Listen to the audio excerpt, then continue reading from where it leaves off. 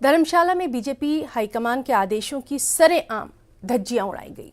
उम्मीदवारों के नाम पर वोटिंग के दौरान मौजूदा विधायक और मंत्री सरवीन चौधरी के समर्थकों में धक्का मुक्की हो गई। मंत्री के समर्थक सरवीन चौधरी जिंदाबाद के नारे लगा रहे थे। न्यूज़ 18 आपको उस वक्त के एक्सक्लूसिव वीडियो दिखा रहा है जिसमें पार्टी के निर्देश पर उम्मीदवारों के नाम पर वोटिंग के दौरान ये सब कुछ हुआ। ये धज्जियां एक चुनावी प्रक्रिया के दौरान उड़ाई गई। बता दें कि संगठनात्मक जिलों से उम्मीदवार चुनने के लिए भेजी गई मतपेटियों में देखने को लेकर ये धक्का मुक्की हुई।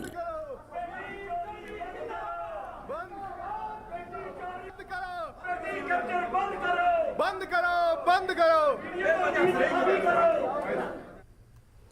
कांग्रेस में राष्ट्रीय अध्यक्ष के चुनाव के लिए शिमला के राजीव भवन में मतदान किया जा रहा है। यहां 90 सदस्य मतदान में हिस्सा ले रहे हैं। ये मतदान दीपादास मुंशी की निगरानी में कराया जा रहा है, जो शाम 4 बजे तक जारी रहेगा। हिमाचल कांग्रेस की अध्यक्ष प्रतिभा सिंह समेत कई नेता दिल्ली में मतदान करने वाले हैं। हिमाचल प्रदेश में टोटल प्रदेश के डेलीगेट्स है 90, लेकिन क्योंकि हम इस बार चुनाव के कारण पुराना डेलीगेट्स को ही जारी रखा है, नया डेलीगेट्स बने नहीं, तो इसलिए कुछ लोग कम हो गए हमारे से।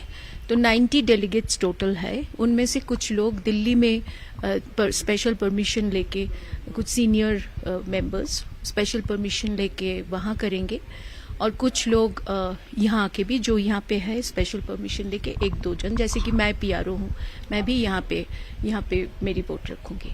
तो ऐसे 4 बजे तक अध्यक्ष पद चुनाव को लेकर हिमाचल कांग्रेस की प्रक्रिया को लेकर कांग्रेस विधायक विक्रमादित्य सिंह ने जानकारी दी। एक electoral process, fair electoral process जो है वो पार्टी के अंदर हो रहा है, जिसमें एक नई युवा पीढ़ी और नई लीडरशिप जो है वो निकल कर आएगी। एक नया मार्गदर्शन आने वाले समय में होगा, और जो हमारी निवर्तमान राष्ट्रीय अध्यक्षा है श्रीमती सोनिया गांधी जी, उन्होंने बड़े स्पष्ट शब्दों में कहा है कि जो भी जीत कर आएगा उनके साथ पूरा कांग्रेस पार्टी का दलबल पूरे देश के अंदर चलेगा। तो हमें विश्वास है कि कांग्रेस पार्टी, इसमें कोई दो राय नहीं है कि आज के समय में एक मुश्किल समय से देश भर के अंदर गुजर रही है, मगर ये एक टर्निंग पॉइंट होगा आने वाले समय के लिए।